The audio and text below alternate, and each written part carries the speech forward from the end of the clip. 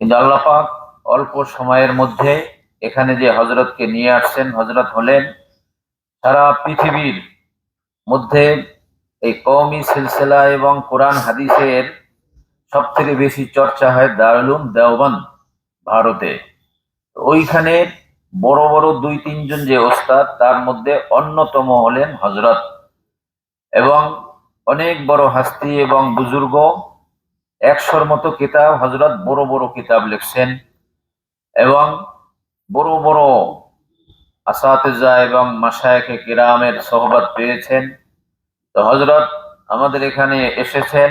হযরতের নাম সবাই জানো হয়তো, হযরত মাওলানা মুফতি ইউসুফ দাউলভী হাফিজাহুল্লাহ ওয়া রাআহু।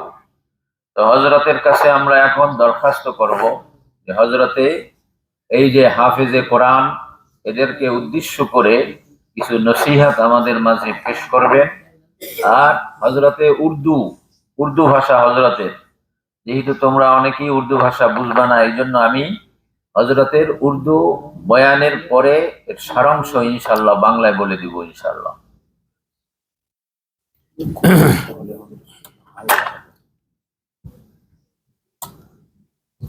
চলবে না?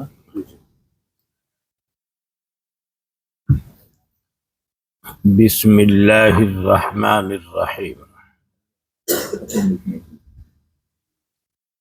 अजीज तलबा, अल्लाह ताला ने आपको मुंतखब किया है कुरान करीम के पढ़ने के लिए, हिफ्ज के लिए। ये अल्लाह ताला का बहुत बड़ा फजल और एहसान है।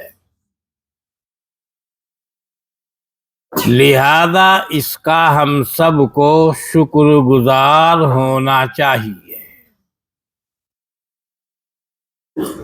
अल्लाह ताला अपने जिन बंदों को पसंद करता है तो उनको कुरान करीम पढ़ने में लगा देता है।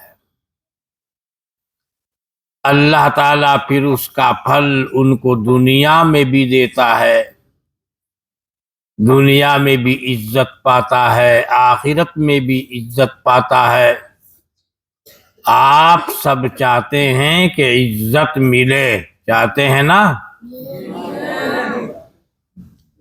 अल्लाह इज्जत देगा कुरान करीम की बरकत से। इसे अल्लाह की बहुत बड़ी नेमत, दैन और अतिया समझकर इसकी कदर करनी चाहिए, मेहनत करनी चाहिए। कुछ ही दिनों में दुनिया से लेके आखिरत तक उसके इनामात आपको मिलते जाएंगे। दुनिया में भी मिलेंगे, कब्र के अंदर भी मिलेंगे और फिर आखिरत में और ज्यादा मिलेंगे।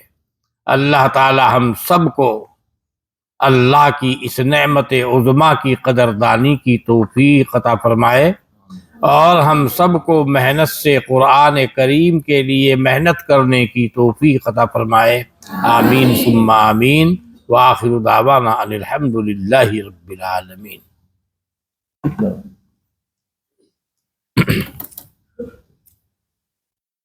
হযরতে বলছেন যে ছাত্রদেরকে উদ্দেশ্য করে এবং আসাতেজা যারা আছেন, যে কোরআনুল কারীম এটা অনেক মূল্যবান সম্পদ, অনেক দামি জিনিস। কেন দামি? যে আল্লাহ সব থেকে দামি। আল্লাহর কোরআন অর্থ আল্লাহর কালাম। কালাম অর্থ কি? আল্লাহর কথা। তো আল্লাহ যেমন বড়, আল্লাহর কথাও কি বড়।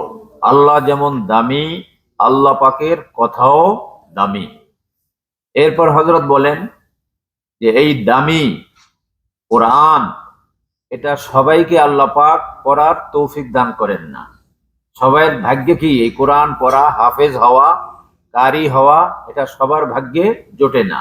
কথা ঠিক নেবে? ঠিক। তো আল্লাহ পাক তোমাদেরকে এই কোরআন শরীফ হেফজ করার জন্য নির্বাচিত করেছেন এবং বাছাই করেছেন। তোমাদের মতো এইরকম বয়সী কত কত বাচ্চারা দেখা যায় মাঠে ঘাটে খেলাধুলা করে, সময় নষ্ট করে, কিন্তু আল্লাহ পাক তোমাদেরকে এই কোরআন দামি জিনিসের মধ্যে লাগিয়ে রেখেছেন। এই জন্য খুশি না তোমরা সবাই? এই জন্য শুকরিয়া হিসাবে বলো আলহামদুলিল্লাহ। এরপর হযরত বলেন, এই দামি জিনিসের মধ্যে যে লাগবে তাকে আল্লাহ পাক অনেক ইজ্জত দান করেন, সম্মান দান করেন। দামি জিনিসের মধ্যে যে লাগবে, আর যে যতটুকু লাগবে, অর্থাৎ যে যতটুকু মেহনত করবে সে তত দামি হবে। এখন তুমি যদি 1 ঘন্টা মেহনত করো, 1 ঘন্টার দামি হবা। আর যদি 6 ঘন্টা মেহনত করো, 6 ঘন্টার দামি হবা। আর যদি পুরো সময়টা তুমি কোরআন শরীফের হেফজ করার মধ্যে, মস্ক করার মধ্যে, কোরআনের মধ্যে যদি লাগাও, মেহনত করো, চেষ্টা করো, জদ্দোজাহাদ করো, তাহলে সব থেকে বেশি দামি হবে তুমি। ইনশাআল্লাহ বেশি দামি হওয়ার জন্য মেহনত বেশি করবো না আমরা, ইনশাআল্লাহ। এরপরে হযরত বলেন যে এই যে ইজ্জত আল্লাহ পাক দান করবেন, এই ইজ্জত দুনিয়ায়ও দান করবেন, মৌতের সময়ও দান করবেন, কবরেও দান করবেন। আর আসল ইজ্জত এটা পাওয়া যাবে কোথায়? আখিরাতে, হাসরের ময়দানে। আর হাফেজদের যে কি ফজিলত এটা তো সবাই জানো যে কত দামি। হযরত সর্বশেষ এই কথা বলছেন যে দামি কোরআন শরীফের মধ্যে আল্লাহ পাক আমাদেরকে লাগিয়ে রেখেছেন, এটা কদর করতে হবে আমাদের। এর কদর করার অর্থ কি? এর পিছনেই মেহনত করতে হবে এবং গাফলাতি করা যাবে না। অনেক আছে ঝোলে ঝোলে পড়ে, এরকম না, খুব মনোযোগ দিয়ে পড়তে হবে, মেহনত বেশি করতে হবে।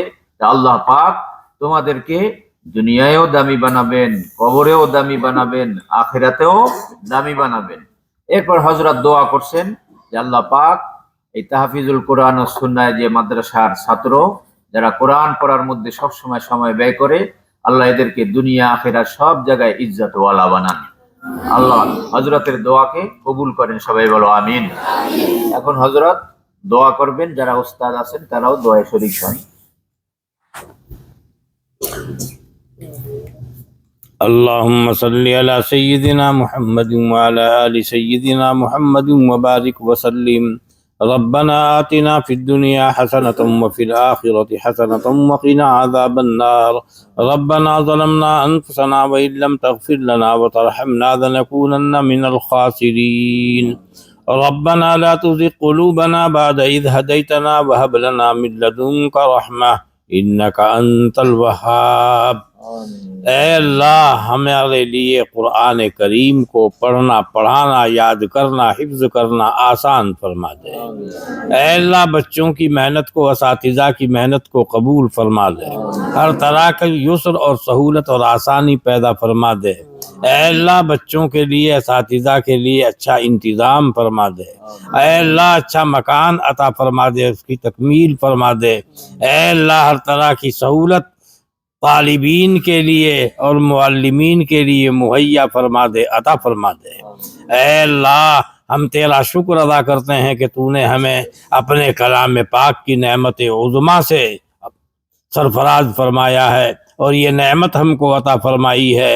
ऐ अल्लाह इखलास के साथ इसके अंदर मेहनत करने की हमें तौफीक अता फरमा दे और इसके ऊपर अमल करने की तौफीक नसीब फरमा दे और अपने कलाम पाक पर हर नहज से हमको मेहनत करने की तौफीक अता फरमा दे। ऐ अल्लाह हमारे बच्चों की मेहनतों को कबूल फरमा ले।